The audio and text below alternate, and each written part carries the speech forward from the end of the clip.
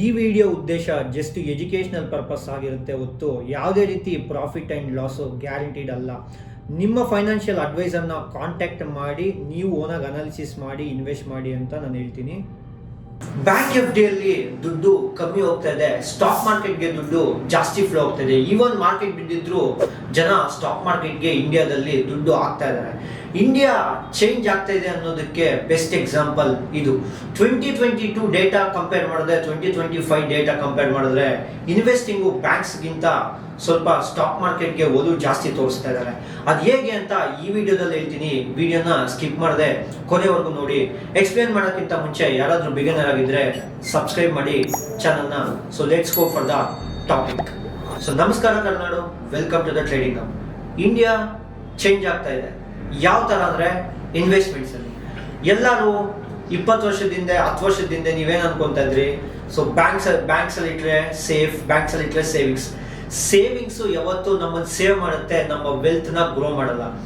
ವೆಲ್ತ್ನ ನಾವು ಗ್ರೋ ಮಾಡಬೇಕಂದ್ರೆ calculative risk ತಗೊಳ್ಳೇಬೇಕು. ಯಾವ ಥರ ಕ್ಯಾಲ್ಕುಲೇಟಿವ್ ರಿಸ್ಕ್ ಅಂದರೆ ಸ್ಟಾಕ್ ಮಾರ್ಕೆಟಲ್ಲಿ ಇನ್ವೆಸ್ಟ್ ಮಾಡೋದಾಗಿರಲಿ, ಲ್ಯಾಂಡ್ಸಲ್ಲಿ ಇನ್ವೆಸ್ಟ್ ಮಾಡೋದಾಗಿರಲಿ, XYZ ಮ್ಯೂಚುವಲ್ ಫಂಡ್ಸಲ್ಲಿ ಇನ್ವೆಸ್ಟ್ ಆಗಿರಲಿ, ಯಾವುದ್ರಲ್ಲಾದರೂ ಆಗಿರಲಿ. ಸೊ ನಾನು ಯಾವುದನ್ನು ಪ್ರಮೋಟ್ ಮಾಡ್ತಾ ಇಲ್ಲ, ಜಸ್ಟ್ ಎಜುಕೇಟ್ ಮಾಡ್ತಾ ಇದ್ದೀನಿ ಅಷ್ಟೇ. ಫಸ್ಟ್, ಸೊ ಜನ ಮೊದಲು ತುಂಬ ಬ್ಯಾಂಕ್ಸಲ್ಲಿ ಇನ್ವೆಸ್ಟ್ ಮಾಡೋರು. ಸೊ ಅಂದರೆ banks, state bank of India, Canara bank, ಈ ಥರ ತುಂಬ ಇನ್ವೆಸ್ಟ್ ಮಾಡೋರು. 10 years ಬ್ಯಾಂಕು ನಮ್ಗೆ ಇನ್ವೆಸ್ಟ್ಮೆಂಟ್ಸ್ ಅಂದರೆ ಬ್ಯಾಂಕ್ಸ್ ಗೊತ್ತು. ಯಾರಿಗೋ ಅವಾಗ ಸ್ಟಾಕ್ ಮಾರ್ಕೆಟ್ ಗೊತ್ತಿಲ್ಲ. ಸ್ಟಾಕ್ ಮಾರ್ಕೆಟ್ ಎಲ್ಲಿಂದ ಬೂಮ್ ಆಯಿತು ಒಂದ್ಸರಿ ಕಾಮೆಂಟ್ ಮಾಡಿ ನೋಡಿ. ಎಸ್, ಕೋವಿಡ್ ಆದಮೇಲೆ 2020 ಆದಮೇಲೆ ಸ್ಟಾಕ್ ಮಾರ್ಕೆಟು ಬೂಮ್ ಆಯಿತು. ಹೆಂಗ್ ಬೂಮ್ ಆಯಿತು ಅಂದರೆ ಜನ ಮನೆಗೆ ಕುತ್ಕೊಂಡ್ರು, ಏನೋ ಸೆಕೆಂಡ್ರಿ ಸೋರ್ಸ್ ಮಾಡಬೇಕು ಅಂತ ಹೇಳ್ಬಿಟ್ಟು ಅವಾಗ ಕಲ್ತಿದ್ದೆ ಟ್ರೇಡಿಂಗ್. ಅವಾಗ ಬಂದಿದ್ದೇ ಜಾಸ್ತಿ ಸ್ಟಾಕ್ ಮಾರ್ಕೆಟ್ ಬೂಮ್ ಬಂದಿದ್ದು ಕೋವಿಡ್ ಇಂದ. ಯಾವುದಾದ್ರೂ ಒಂದು ಸೆಕ್ಟರ್ ಚೆನ್ನಾಗಾಯ್ತು ಅಂದರೆ ಕೋವಿಡ್ ಇಂದ, ಅಂದ್ರೆ ಚೆನ್ನಾಗಾಯ್ತು ಮೀನ್ಸ್ ಕಲ್ತಿದ್ದು ಜನ ಹೊಸದಾಗಿ ಅಂದರೆ ಅದು stock market plus OTT platforms, ಇದೆಲ್ಲ ತುಂಬ ಚೆನ್ನಾಗಿ ಬೂಮ್ ಆಯಿತು. ನೆಕ್ಸ್ಟ್ ಫಾರ್ಮಾಸ್ಯೂಟಿಕಲ್ಲು ತುಂಬ ಚೆನ್ನಾಗೆ ಬೂಮ್ ಆಯಿತು. ಸೊ ನನ್ನ ಸ್ಕ್ರೀನ್ ಅಬ್ಸರ್ವ್ ಮಾಡಿ. ಆ ಸ್ಕ್ರೀನಲ್ಲಿ ನನ್ನ ಹತ್ರ ಒಂದು ಡೇಟಾ ಇದೆ, ಏಂಜಲ್ ಒಂದು ಕೊಟ್ಟಿರೋ ಡೇಟಾ. ಆ ಡೇಟಾ ಪ್ರಕಾರ ಎಷ್ಟರಲ್ಲಿ ಸ್ಟಾಕ್ ಮಾರ್ಕೆಟ್ ಎಷ್ಟಿಂದ ಎಲ್ಲಿಗೆ ಬಂದಿದೆ, 3 years ಡೇಟಾ ಕೊಟ್ಟಾರೆ. 2022ಗೆ ಮತ್ತೆ 25 ಕಂಪ್ಯಾರಿಸನ್ ಮಾಡಿ, ಓಕೆನಾ. ಸೊ ಜನ ಎಲ್ಲಿ ಜಾಸ್ತಿ ಇನ್ವೆಸ್ಟ್ ಮಾಡ್ತಾರೆ, ಬ್ಯಾಂಕ್ಸ್ ಡೆಪಾಸಿಟ್ಸ್ ಕಮ್ಮಿ ಆಗ್ತಾ ಹೋಗ್ತಾ ಇದೆ, ಓಕೆನಾ. ಸೊ ನೋಡೋಣ. ಸೊ ಎಲ್ಲರೂ ನನ್ನ ಸ್ಕ್ರೀನ್ ಅಬ್ಸರ್ವ್ ಮಾಡಿ. India savings habit is changing ಅಂತ ನಾನು ಹೇಳ್ತಿಲ್ಲ, ಏಂಜಲ್ ಅನ್ನೋರು ಹೇಳ್ತಾ ಇದ್ದಾರೆ. ಫಸ್ಟ್, ತುಂಬ ಜನ ಯಾವ್ದು ನಂಬ್ತೀರ, ಸೇಫೆಸ್ಟ್ ಅಸೆಟ್ ಅಂದರೆ ಬ್ಯಾಂಕ್. ಇಲ್ಲಿ ನೋಡಿ, ಬ್ಲೂ ಲೈನಲ್ಲಿ ಇರೋದು 2022, ಗ್ರೀನ್ ಲೈನಲ್ಲಿ ಇರೋದು 2025. ಕಂಪ್ಯಾರಿಸನ್ ಮಾಡಿದ್ದಾರೆ 3 ವರ್ಷಕ್ಕೆ. 3 ವರ್ಷದಲ್ಲಿ ಏನು ಜನ ಚೇಂಜ್ ಆಗಿದ್ದಾರೆ, ಅದೆಷ್ಟು ಮಾತ್ರ ಚೇಂಜ್ ಆಗಿದ್ದಾರೆ ಅಂತ ಟ್ರ್ಯಾಕ್ ರೆಕಾರ್ಡ್.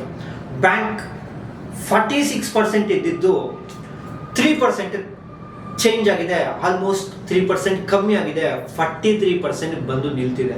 ನಥಿಂಗ್ ಬಟ್ ಜನ ಏನು ಮಾಡ್ತಾ ಇದ್ದಾರೆ, ಬ್ಯಾಂಕ್ಗಳನ್ನ ನಂಬೋದು ಕಮ್ಮಿ ಮಾಡ್ತಾ ಇದ್ದಾರೆ, ಪ್ಲಸ್ ಡೆಪಾಸಿಟ್ಸ್ ಹಾಕೋದನ್ನ ಕಮ್ಮಿ ಮಾಡ್ತಾ ಇದ್ದಾರೆ. 3% ಆಲ್ಮೋಸ್ಟ್ ಕಮ್ಮಿ ಆಯಿತು. ನೆಕ್ಸ್ಟ್ ಲೈಫ್ ಇನ್ಶೂರೆನ್ಸ್ 21%, ನೆಕ್ಸ್ಟ್ 21% ಇದೆ. ಸೊ ಇನ್ಶೂರೆನ್ಸ್ ದುಡ್ಡೆಲ್ಲ ಸ್ಟಾಕ್ ಮಾರ್ಕೆಟಲ್ಲೇ ಇದೆ. ಅಲ್ಲಿಗೂ ಜನ ಇವಾಗೂ 21% LICನೇ ನಂಬ್ತಾರೆ. ಸ್ಟಾಕ್ ಮಾರ್ಕೆಟಲ್ಲಿ 15-14% ಅವ್ರಿಗೆ ರಿಟರ್ನ್ಸ್ ಬೇಡ. ಬಿಕಾಸ್ LIC ಅವರೆಲ್ಲ ನಿಮಗೆ ಬಿಸ್ಕೆಟ್ ಕೊಟ್ಬಿಟ್ಟು ಅವ್ರು ಬಿರಿಯಾನಿ ತಿಂತಾ ಇರ್ತಾರೆ. LIC ಇದೆಲ್ಲ ಎಲ್ಲಿದೆ ಅಂತ ಕಾಮೆಂಟ್ ಮಾಡಿ ತಿಳಿಸಿ. ನೆಕ್ಸ್ಟ್ ತುಂಬ ಚೇಂಜ್ ಅವ್ರು ಎಲ್ಲಿ ಕಾಣಿಸಿದೆ ಅಂದರೆ ನಮಗೆ ಮ್ಯೂಚುವಲ್ ಫಂಡ್ಸ್, ಓಕೆನಾ. Nothing but stock market investments ಅಲ್ಲಿ ಏನು ಅನ್ಸಿದೆ ಅಂದರೆ 8% ಇತ್ತು ನಮಗೆ 2022 ಅಲ್ಲಿ, ಇವಾಗ ಅದು 12% ಬಂದಿದೆ.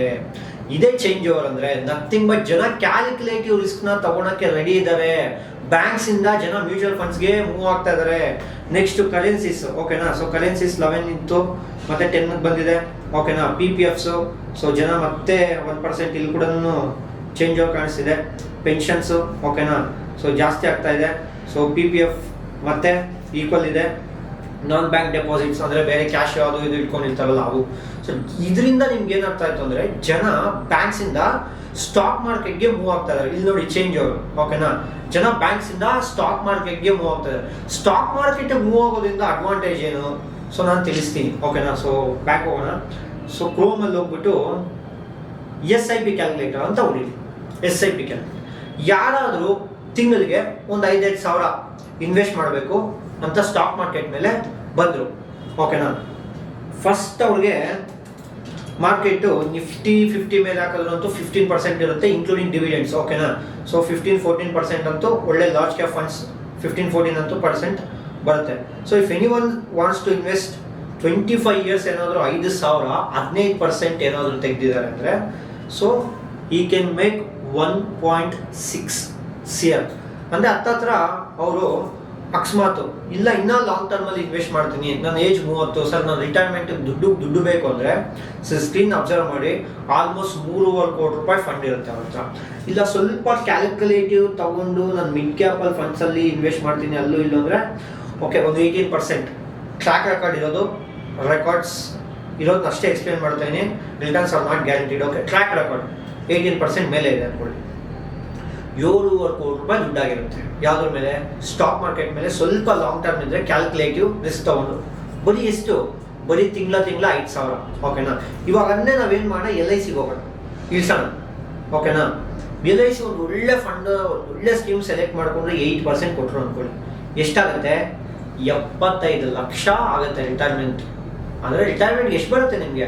75 ಲಕ್ಷ. ಆಗಿನ ಇನ್ಫ್ಲೇಷನ್ಗೆಲ್ಲ ಸೇರಿದ್ರು ಒಂದು 20-25 ಲಕ್ಷ ಆಗಿರುತ್ತೆ. ಅದೇ ನೀವು ಚೇಂಜ್ ಅವ್ರು ಇವಾಗ ಸ್ಟಾಕ್ ಮಾರ್ಕೆಟ್ ಮೇಲೆ ಮಾಡಿ, ಸ್ವಲ್ಪ ರಿಸ್ಕ್ ಇಡ್ತೀನಿ ಅಂತ ಒಂದು 18% ರೇಂಜಿಗೆ ತೆಗೀರಿ, 7 ಕೋಟಿ ಆಗಿರುತ್ತೆ. ಸೊ ವರಸ್ಟ್ ಅಂದರೂ ನಿಮಗೆ ಒಂದು 17-16% ಕೊಟ್ಟರು ಸಹ ಮಾರ್ಕೆಟು, ಓಕೆನಾ. 5 ಕೋಟಿ ಅಂತೂ ಇರುತ್ತಾ, 14% ಕೊಟ್ಟರು, ನೆಕ್ಸ್ಟ್ 16% ಅಂತೂ ಸೊ ಡಿಲ್ವರ್ ಮಾಡಿದೆ ಪಾಸ್ಟ್, ಓಕೆನಾ. 5 ಕೋಟಿ ಅಂತೂ ಇರುತ್ತಾ, ಸ್ಟಿಲ್ ಒಂದು ಒಳ್ಳೆ ಮನೆ ಬರುತ್ತೆ, ಕಾರ್ ಬರುತ್ತೆ, ಎಜುಕೇಷನ್ ಕೊಡ್ಬೋದು ಮಕ್ಕಳಿಗೆ, ಎಲ್ಲ ಕೊಡ್ಬೋದು. ಅರ್ಧಕ್ಕರ್ಧ ತೆಗೆದಾದ್ರು ಇನ್ಫ್ಲೇಷನ್ ಒಂದು 2.25 ಕೋಟಿ ಅಷ್ಟು ದುಡ್ಡು ಇರುತ್ತಾ. ಈವನ್ 1 ಕೋಟಿ ರೂಪಾಯಿ ಅನ್ನೋದು ಎಷ್ಟೋ ಮಿಡಲ್ ಕ್ಲಾಸ್ ಪರ್ಸನ್ಗೆ ಅದು ಡ್ರೀಮು. ನೀವು ಕೇಳ್ಬೋದು ಸರ್, ಆಗಿಂದ ಇನ್ಫ್ಲೇಷನ್ಗೆ ಇದೆಲ್ಲ ಸೂಟ್ ಆಗುತ್ತೆ ಅಂತ. ನಿಮ್ಮ ಹತ್ರ ಇವತ್ತು ಎಷ್ಟು ಸೇವಿಂಗ್ಸ್ ಇದೆ ಹೇಳಿ ನೋಡೋಣ, ಓಕೆನಾ.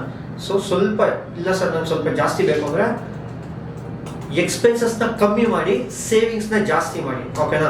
ಒಂದು 10,000 ಇನ್ವೆಸ್ಟ್ ಮಾಡಿ. 10,000 ಇನ್ವೆಸ್ಟ್ ಮಾಡಿದ್ರೆ 16% 30 ವರ್ಷಕ್ಕಂದ್ರೂ 10 ಕೋಟಿ ನಿಮ್ಮ ಹತ್ರ ದುಡ್ಡು ಇರುತ್ತೆ. ಕಾರು, ಮಕ್ಕಳ ಎಜುಕೇಷನ್, ನಿಮ್ಮ ರಿಟೈರ್ಮೆಂಟು. ಸೊ ಎಲ್ಲರೂ ಏನಕ್ಕೆ 60 ವರ್ಷ ಆದಮೇಲೆ 55 ವರ್ಷ ಆದಮೇಲೆ ದುಡಿಯೋಕ್ಕೆ ಸ್ಟಾರ್ಟ್ ಮಾಡ್ತೀರಾ? ಅಂದರೆ 55 ವರ್ಷ ಆದಮೇಲೆ ದುಡಿಯೋಕ್ಕಾಗತ್ತಾ? ಬಾಡಿ ಅದೇ ಥರ ಸಪೋರ್ಟ್ ಮಾಡುತ್ತಾ? ಈಗಿರೋ ಫುಡ್ಗೆ, ಈಗಿರೋ ಪೊಲ್ಯೂಷನ್ಗೆ ಇದೇ ಥರ ಸಪೋರ್ಟ್ ಮಾಡುತ್ತಾ? ಅರ್ಥ ಮಾಡ್ಕೊಳ್ಳಿ. ಎಷ್ಟೋ ಒಂದಷ್ಟು ಅದು ಎಷ್ಟಾದರೂ ಫಂಡ್ ಆಗಿರಲಿ, ಬನ್ನಿ ಮಾರ್ಕೆಟ್ಗೆ, ಕಲ್ತ್ಕೊಳ್ಳಿ ನೀಟಾಗೆ, ಕಲ್ತ್ಕೊಂಡು ಸ್ಟಾಕ್ ಮಾರ್ಕೆಟ್ ಮೇಲೆ ಇನ್ವೆಸ್ಟ್ ಮಾಡಿ. ಸೊ ದುಡ್ಡೇನು ಕೊಡಬೇಡಿ, ಗುರುವಾರ ಫ್ರೀಯಾಗಿ ಹೇಳ್ಕೊಡ್ತೀವಿ ಕ್ಲಾಸಸ್ನ. ಇಲ್ಲಿ ಸ್ಕ್ರೋಲ್ ಆಗ್ತಾರೆ ನಂಬರ್ಗೆ ಕಾಲ್ ಮಾಡಿ, ನಿಮ್ಮ ಸ್ಲಾಟ್ನ ಬುಕ್ ಮಾಡ್ಕೊಳ್ಳಿ, ಫೈರ್ನ ಪಡ್ಕೊಳ್ಳಿ. ಏನಪ್ಪ ಫೈರ್ ಅಂದರೆ ಫೈನಾನ್ಷಿಯಲ್ ಇಂಡಿಪೆಂಡೆನ್ಸ್ ರಿಟೈರ್ ಅಲ್ಲಿ. ಸೊ ವಿಡಿಯೋ ಹೋಗೋಕ್ಕಿಂತ ಮುಂಚೆ ಕರ್ನಾಟಕ ಜನತೆಗೆ ಇನ್ನೊಂದು ಸಿಹಿ ಸುದ್ದಿ ತಂದಿದ್ದೀನಿ. ಏನಂದರೆ ಟ್ರೇಡಿಂಗ್ ಅಪ್ ಕರ್ನಾಟಕ ಬೆಂಗಳೂರಲ್ಲಿ ಸ್ಟಾರ್ಟ್ ಆಯಿತು, ಮೈಸೂರಲ್ಲಿ ಗ್ರೋ ಆಗ್ತಿದೆ. ಇವಾಗ ಬ್ರಾಂಚ್ನ ರೂರಲ್ ಸೈಡ್ ಎಕ್ಸ್ಪ್ಯಾಂಡ್ ಮಾಡೋಣ ಅಂತ ದೇವನಹಳ್ಳಿಯಲ್ಲಿ ಇಟ್ಟಿದ್ದೀನಿ. ಚಿಕ್ಕಬಳ್ಳಾಪುರ ಆಗಿರಲಿ, ಶಿಲ್ಘಟ್ಟ ಆಗಿರಲಿ, ವಿಜಯಪುರ ಆಗಿರಲಿ, ಹತ್ತತ್ರ ಹೊಸಕೋಟೆ ಆಗಿರಲಿ, ದೊಡ್ಡಬಳ್ಳಾಪುರ ಆಗಿರಲಿ, ಯಲಹಂಕ ಆಗಿರಲಿ, ಈ ಸೈಡ್ ಸುತ್ತಮುತ್ತ ಇರೋರಿಗೆ, ಹತ್ತತ್ರ ಬಾಗೇಪಲ್ಲಿ ಆಗಿರಲಿ, ಗೌರಿಬಿದನೂರು ಆಗಿರಲಿ, ಈ ಥರ ಸುತ್ತಮುತ್ತ ಇರೋರಿಗೆ ದೇವನಹಳ್ಳಿ ಹತ್ರ ತಾಲೂಕ್ ಆಫೀಸ್ ಮುಂದೆ ಒಂದು ಬ್ರಾಂಚ್ನ ಲಾಂಚ್ ಮಾಡ್ತಾ ಇದೀವಿ ವೆರಿ ಸೂನ್. ನೀವು ಬನ್ನಿ, ಒಂದು ಫ್ರೀ ವರ್ಕ್ಶಾಪ್ನ ಮಾಡ್ತೀನಿ, ಯಾವ ಥರ ವರ್ಕ್ ಆಯಿತು ಅಂತ. ಆಲ್ರೆಡಿ ನಮ್ಮ ಸ್ಟೂಡೆಂಟ್ಸು ಪ್ರಾಫಿಟ್ ಮಾಡಿ ಇನ್ವೆಸ್ಟ್ ಮಾಡಿರೋರನ್ನು ಕರೆಸ್ತೀನಿ, ಅವ್ರ ಎಕ್ಸ್ಪೀರಿಯನ್ಸನ್ನ ಶೇರ್ ಮಾಡಿಸ್ತೀನಿ. ಸ್ಟಾಕ್ ಮಾರ್ಕೆಟ್ ಅನ್ನೋದು ಒಂದು ಬೆಸ್ಟ್ ಫೀಲ್ಡು, ಇದರಲ್ಲಿ ವೆಲ್ತ್ ಕ್ರಿಯೇಟ್ ಮಾಡ್ಬೋದು, ಓಕೆ. ಬಟ್ ಕ್ಯಾಲ್ಕುಲೇಟಿವ್ ರಿಸ್ಕ್ ಇರುತ್ತೆ, ಓಕೆನಾ. ಬನ್ನಿ. ಸೊ ಇದೊಂದು ಸಿಹಿ ಸುದ್ದಿ, ಓಕೆನಾ. ದೇವನಹಳ್ಳಿಯಲ್ಲಿ ಬ್ರಾಂಚ್ ಓಪನ್ ಆಗ್ತಾ ಇದೆ. ಈ ಬೇರ್ ಮಾರ್ಕೆಟಲ್ಲೂ ನಾವು ದೇವನಹಳ್ಳಿಯಲ್ಲಿ ಬ್ರಾಂಚ್ ಓಪನ್ ಮಾಡ್ತಾ ಇದೀವಿ ಅಂದರೆ ಅರ್ಥ ಮಾಡ್ಕೊಬೇಕು, ಓಕೆನಾ. ಸೊ ನಮ್ಮ ಉದ್ದೇಶ ಇರೋದು ಫೈನಾನ್ಷಿಯಲ್ ನಾಲೆಜ್ನ ಕರ್ನಾಟಕದಾದ್ಯಂತ ಹಬ್ಸ್ಬೇಕು ಅಂತ. ಸೊ ಸಿಗೋಣ ನೆಕ್ಸ್ಟ್ ವಿಡಿಯೋದಲ್ಲಿ. ಜೈ ಹಿಂದ್, ಜೈ ಕರ್ನಾಟಕ.